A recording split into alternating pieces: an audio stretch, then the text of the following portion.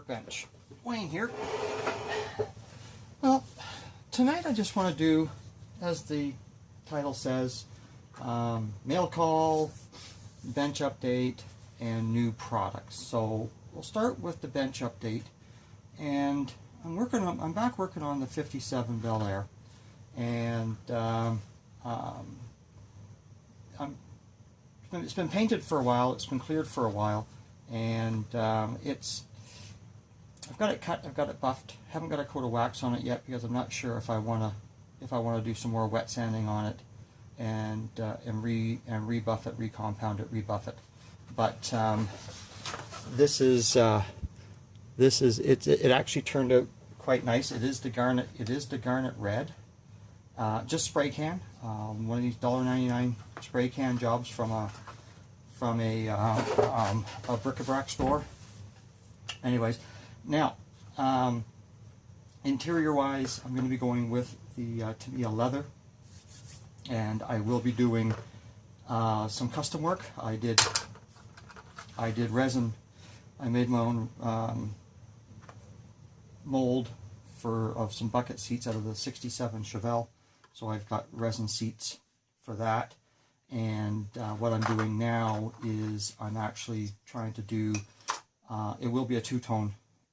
This is like I said, the Model Master acrylic leather, and then I will be using probably the sand, the acrylic with the sand with it, and then I have a fabric to do a custom trunk, because the trunk is going to be open, and because they're static hinges. They're not operational hinges on this kit, which I thought they were. They're static, so your trunk is either closed or it's open. It doesn't do both. So that's about all the progress. I mean, garnet underneath, gunmetal on the frame. Now I've got two engines here because originally I wanted to put the 409 in it, but I don't. And of course I didn't plan it all that well, and I should have been doing some more scratch building of the firewall and down here in the floorboards and that, because I don't think I've got the real estate to put the 409 in. It's going to be coming too close to the firewall. I don't think it's going to fit.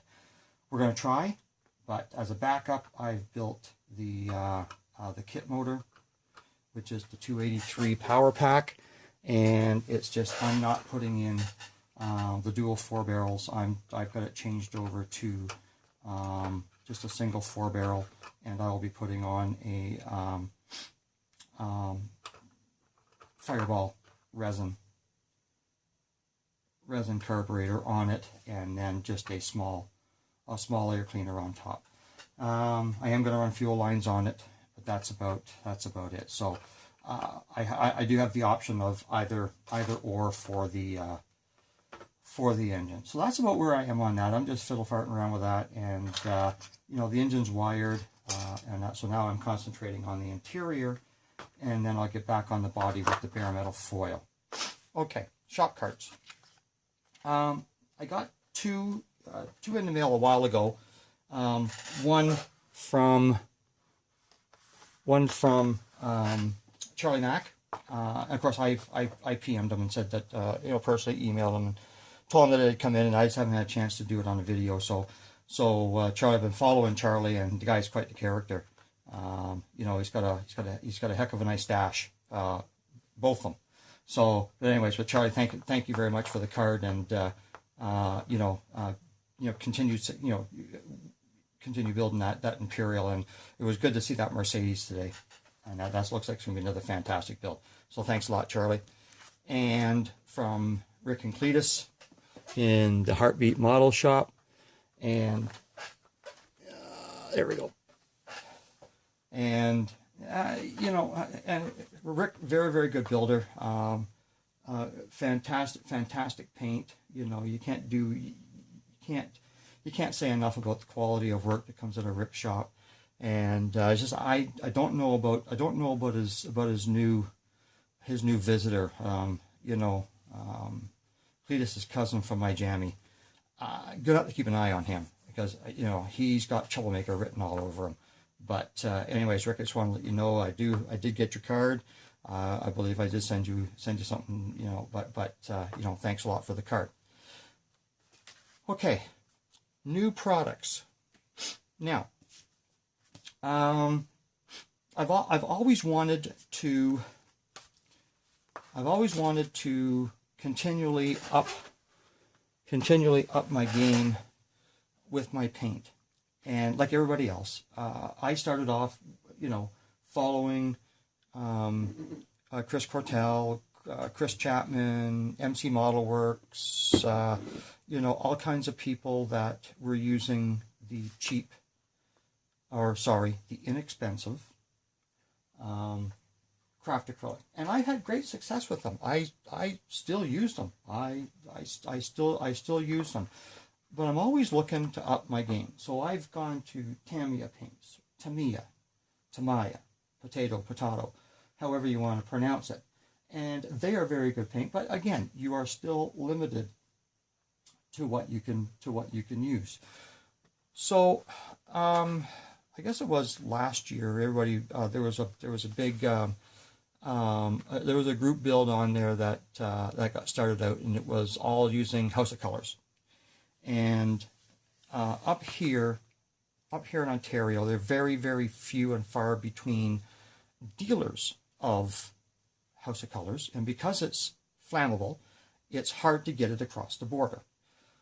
So I did find somebody not too far from me, about an hour south of me, who can make me out of 4-ounce bottles. That's the only size that he'll make me. And we didn't get into prices or anything else like that, but still, it's still highly flammable. And because I like to try and spray in the house, it just wasn't going to work out. So what I did was, my local art supply store, which is Curry's here in Barrie, they used to handle the Createx AutoAir. They don't anymore. They just have the regular Createx. So we started buying some basic colors. Like I've got the Pearl Gold, and I've got the, where'd it go? There it is, the Pearlized Silver. Basically, these are the two bases for doing transparents over top. But they didn't carry the right reducer. And they kept telling me, because there was two reducers. The original reducer was the 4011, and the new high performance reducer is the 4012. And they kept telling me it's the same, and I know it's not the same. So, because the 4011 has been discontinued, they don't even make it anymore. So, you know, I just said no. I got some paints. So I got the two basic Createx paints, and then I got a transparent orange and an opaque black. So this was the start, but I still couldn't reduce it. So I was having all kinds of issues trying to find a place that carried everything. Within an hour drive of me, there's 4 places, and one in Ontario that was online, but they didn't have everything. So I finally found this place here, Maple Airbrush Supply, and they are out of Edmonton, and they are absolutely phenomenal. The prices are good. They, you know, shipping is flat rate. So I ended up ordering from them the Airborne Sealer Black, the Airborne Sealer Silver as my primer coats, and then they also had the 4030 Intercoat and the 4012 High Performance Reducer. They had it, and they've got every single color in every single line, including the Candy 2.0, including the new Quicksilver Chrome, which is, I'm sorry, it's $30 for a two. I believe it's $30 for a 2-ounce bottle. I figured, not just yet. So, and then I also picked up a transparent bright blue. So I've got a good package to play with. So I haven't even opened up one of these to even check out the smell, but I got a spray booth. I'm spraying through a charcoal filter. So we are going to test it out and on spoons and maybe a body, you know. So yeah, the reason why I bought the orange was because 9 out of 10 of my builds has an orange engine in it. So I figure, well, okay, fine. I can always, and it's transparent, so I can put it over the gold. I can put it over the black. I can put it, you know, there's a multitude of ways that I can do the orange, you know. So anyway, so that's the new product and where I got it from. And Maple Airbrush Supply in Edmonton, you know, Donna, one of the owners, they have a website, Maple Airbrush Supply, but they don't have a store in Edmonton. They're in e-commerce. So everything is done online. Everything was secured. Everything was on the up and up. I was really pleased with the customer service. She answered. Like I went onto the website and I started plugging in what I wanted to buy just so I can get a price for it. Well, that saved into their system, and not more than a half hour after I got out of it, she sends me an email asking me what the problem was.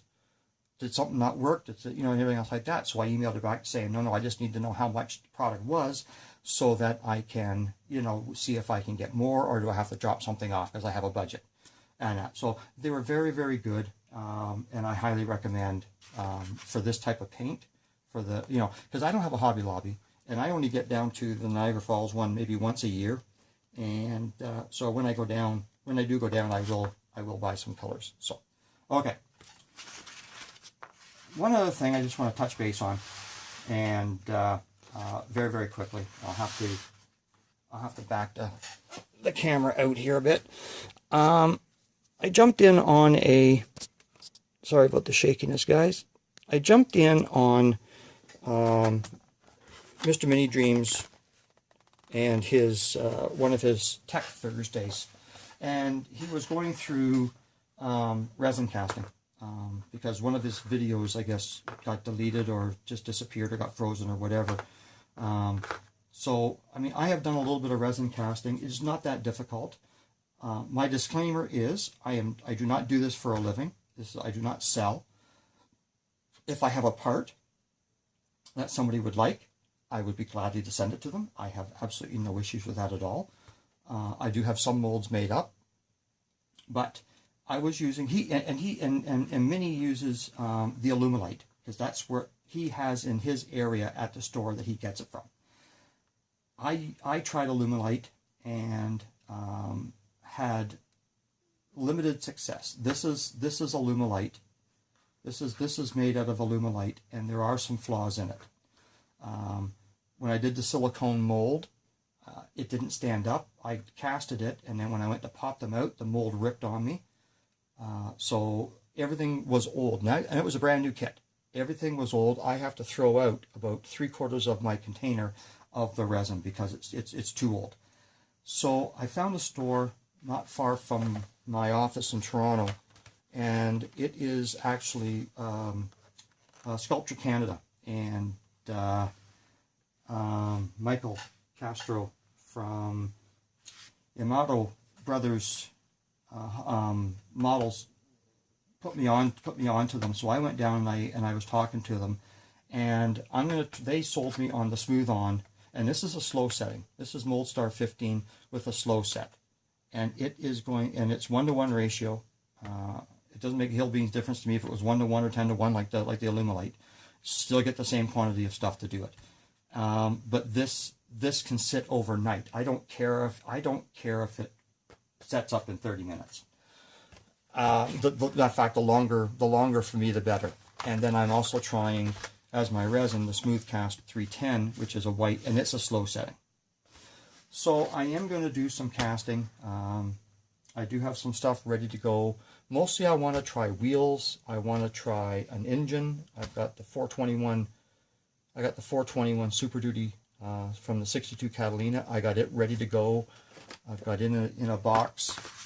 I got it in a box. I'm ready to put that down and make a mold out of these little boxes. Are great. I just finished building the shed in the backyard, so I got all kinds of these little boxes that had the screws in it. So I keep them for my molds and that. And you know, like I've got some stuff I want to mold, but mostly like I want to try and do wheels. I want to try and do an engine, a rear end. You know, because you never know when you might want a Dana 60 or you know, a Chevy 12 bolt, a Ford 9-inch. Very, very hard to find a Ford 9-inch in a kit. So that's my rambling for tonight, and that gets everybody pretty well updated on what I'm going to do. And yes, of course, with that paint, I did buy myself a respirator. This is a NIOSH P100, so it is good for asbestos and lead. So it has three different filters in it, 3-stage filter, and the P100 is the best on the market.